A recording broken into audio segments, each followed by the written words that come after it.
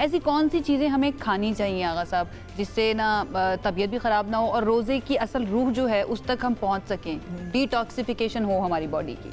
देखिए, मैंने पराठे के लिए अर्ज़ की कि 50 ग्राम आटे का पराठा ये बहुत अच्छी गज़ा, 2-3। ओके। अच्छा, इसको मैं थोड़ा सा एक चीज़ अगर आप इजाज़त दें कंपेयर कर दूं कि 3 स्लाइस ऑफ ब्रेड, एक स्लाइस ऑफ ब्रेड में 83 कैलोरीज होती हैं। अगर 3 स्लाइस ऑफ ब्रेड करें 249 पे हम आ गए। डबल रोटी 3 पीस, ये पराठे से ज़्यादा है। ओके। लोगों को आमतौर पर अंदाजा नहीं है। अच्छा, और वाइट ब्रेड और जो ब्राउन ब्रेड उसमें फ़र्क है? यस, 83 और 67, ठीक है, इतना ही फर्क है। इतने। अरे यार, ओके। तो मेरी दरख्वास्त है कि बहुत सारी चीज़ों को जानना चाहिए। अच्छा, सॉरी, एक अब कंफ्यूजन हम क्लियर करते चलें। आप कह रहे हैं कि उसकी ब्रेड की निस्बत आप पराठा खाएं, चाहे वो ब्राउन है या वाइट है, वो ज्यादा मौसर है, ज़्यादा मौसम, ज्यादा बेहतर ठीक है। मतलब कैलोरी कैलकुलेशन तो ज़ाहिर है पराठा ज़्यादा अच्छा है, ठीक है। ठीक है। तो ब्रेड से ज़्यादा अच्छा है, पहली बात। दूसरी बात ये कि सुबह अगर आप दही लेते हैं, लस्सी लेते हैं या दही का इस्तेमाल करते हैं तो ये ध्यान में रखिएगा कि दही के फ़ौरन बाद कभी भी चाय या कॉफ़ी नहीं लेनी चाहिए। ठीक हो गया, ओके। ये बहुत ख़राब बात है। ठीक है। अच्छा, ठीक है। तीसरी बात, हम इफ्तार पर आ गए, आप कह रहे हैं बहुत सारी चीज़ें लाजिम और मज़लूम होती हैं। एक बात तय कीजिए कि रिसर्च ये सर्च चीज़ें जो रिसर्च की जा रही हैं, लेकिन बात यह है कि रिवायतें नस्लों के बाद बनती हैं और हमारी रिवायत है कि सहरी में हम पराठा लेंगे और इफ्तार में हम पकौड़े खाएंगे। ये रिवायत है, इसको ऐसे नहीं आप इग्नोर कर सकते। ये क्यों है? दुनिया में कोई भी चीज़ जो आप पका रहे हैं वहाँ पर अगर कोई बाइंडर यूज़ करना है या कोई ऐसी चीज़ इस्तेमाल करनी है जो एब्जॉर्ब कर सके, वो बेसन है, चने का आटा है। ठीक हो गया। अच्छा, ये क्यों है? इसलिए कि इफ्तार में जो शख्स रोज़ा खोलेगा वो पानी कंपैरेटिवली ज़्यादा पी लेगा। वो मैदा जिसने सारा दिन एंजाइम बना के पूरे महफूज रखे हुए हैं उसको हमने पानी पी के डाइल्यूट कर दिया है। तो हमारे बड़ों ने सिखाया कि वहाँ पर बेसन का इस्तेमाल करो ताकि बेसन पानी को एब्जॉर्ब कर ले, तुम्हारे एंजाइम कंप्लीटली वर्केबल हो। इसके पीछे साइंस है। चाहे वो बेसन तला हुआ हो।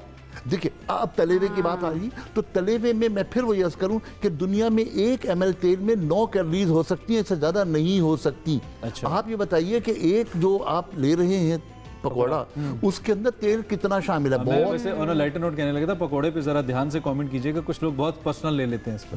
अफ्तारी और पकौड़ा जो ना हम पाकिस्तानियों के लिए बड़ी पर्सनल चीज है। मैं इसलिए मैं तो पकौड़े के हक में हूं ना। तो उसके अंदर अगर तेल है तो फिर वो इतना ही है जितना हम एब्जॉर्ब कर सकते हैं। लेकिन बेसन का इस्तेमाल या चने का इस्तेमाल इफ्तार के वक्त कुछ ना कुछ जरूर करना चाहिए। इसलिए कि आपने इन एक्सेस जो पानी पिया है, हमारी साइंस ये कहती है कि वो उसे एब्जॉर्ब करने के काबिल बना देता है और हमारे एंजाइम जो है पूरी तरह काम करते हैं। हम तो फौरन शरबत पीते हैं। ना वो शरबत ठीक है, कितना ब्लोटेड फील करने लगते हैं एकदम से। मना भी करते हैं ना। और बेसन खाने के बाद वो ब्लोटिंग खत्म हो जाएगी। ओके। इसलिए कि एब्जॉर्बेंट आपने डाल दिया। जलन महसूस नहीं होगी। देखिए, जलन तो वहाँ महसूस होगी जहाँ पर रिफ्लक्स हाइड्रोसर्निया होगा।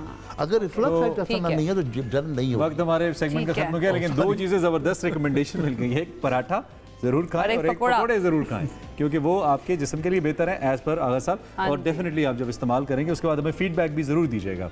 So interesting. वैसे तो आप सारी जिंदगी इस्तेमाल करते आए होंगे, लेकिन अब इस नीयत के साथ कीजिएगा कि ये आपके लिए अच्छे हैं। थैंक यू सो मच आगा साहब वंस अगेन। एक ब्रेक लेते हैं जी, ब्रेक से वापस आएंगे, मजीद बात करेंगे। Stay with us. ये कि सुबह सहरी में खूब खाओ, जैसे कि सारा दिन भूखा रहना है। बिल्कुल। अच्छा, जो चीज़ें अगर हम ईमानदारी से देखें तो जो ईस्ट है, ईस्ट आम तौर पर सहरी में हमारे मैदे के निज़ाम को कुछ देर के लिए भरा भरा महसूस करवाता है। उसकी वजह से लोग जो है वो वाली तमाम चीज़ें खाते हैं जिसमें फूलने वाली चीज़ें मौजूद हैं। ईस्ट मौजूद है। खमीर की बात कर रहे हैं। सही। तो जहाँ खमीर है, मसलन फर्ज करें कि पराठे बन रहे हैं तो बाजार में आपको पता है बेहतरीन पराठे मिल जाते हैं, लच्छेदार पराठे। जी, लच्छे वाले लच्छेदार पराठे। वो मेरे ना दिमाग में घूमने लगे हैं पराठे ना। अच्छा, सही है। तो वो जो पराठे का तस्वुर है वो है इसी तरह। लेकिन अगर मैं इस हवाले से बात करूं कि इसकी कैलोरीज कितनी है, तो देखिए, अगर हम 50 ग्राम आटा लेते हैं, यानी 1 किलो आटे में हम 20 पराठे बनाते हैं छोटे, तो उसके अंदर 160 कैलोरीज होती हैं आटे में और अगर 1 टेबलस्पून घी हम उसमें डालें तो 1 टेबलस्पून घी में 72 कैलोरीज होती हैं। इसका मतलब 232 कैलोरीज का हमने एक पराठा बनाया। ओके, और 2-2 3-3 पराठे खा जाते हैं सहरी के अब अंदर। मेरी दरख्वास्त है कि इन तमाम 232 चीज़ों को कहीं मल्टीप्लाई बाय मैनेज करना है। 3। कहीं मैनेज करना है। जब मैनेजमेंट आप करेंगे तो सारी चीज़ें ठीक होंगी। अच्छा, एक हमारा एक तस्वुर और भी है, वो ये कि सुबह दही के तौर पर दही ज़रा ज़्यादा खा लें सहरी में तो प्यास नहीं लगेगी। फिर अपना ख्याल ये देखिए ना, मैंने लिखा हुआ है दही के, मैंने दही के बारे में आपसे पूछना है। आपका क्या टेक है इस पे? एक नफ्सियाती हरबा है बहुत अच्छा। ओके, देखिए, जो चीज हमारे मैदे में जाएगी उसका जो हजम का वक्त है वो मुतय्यन है। वो ज्यादा से मैंने तो फ्रैंकली स्पीकिंग, हो सकता है नफसियाती हो, सिंस कमिंग फ्रॉम यू, मैंने फिजिकली फील किया है कि जिस दिन मतलब ये मुझे किसी ने तजवीज़ किया, फिर मैंने जब इस्तेमाल किया तो उसका फ़र्क पड़ा प्याज के ऊपर। मैं बिल्कुल इनकार नहीं कर रहा। मैं दोस्तों सिर्फ याद करना चाह रहा हूँ कि जो चीज़ हमारे मैदे में जाएगी उसके हजम का एक निज़ाम मुतय्यन है। ठीक है। यानी बहुत ज़्यादा आप हैवी क्या खा लेंगे, शामी कबाब खा लेंगे, पुलाव खा लेंगे, वो 4.5 घंटे के बाद हजम हो जाएगा। उसके मैदे में तो कुछ नहीं अच्छा, तो फिर बचेगा। हमारा सवाल ये है ना कि ऐसी कौन सी चीज़ें हम खाएं जो कि हमारे लिए फ़ायदेमंद भी हों, जो जिससे हमारा दिन भी अच्छा गुजर जाए और जिससे हमारी तबीयत भी ख़राब ना हो। और तमाम लोग जो देख रहे हैं, अगर आप लोग भी चाहते हैं अपना कोई सवाल पूछना चाहते हैं तो हमारा नंबर जो है ना वो इस वक्त फ्लैश हो रहा है स्क्रीन में, आप कॉल कर सकते हैं, आगा साहब से पूछ सकते हैं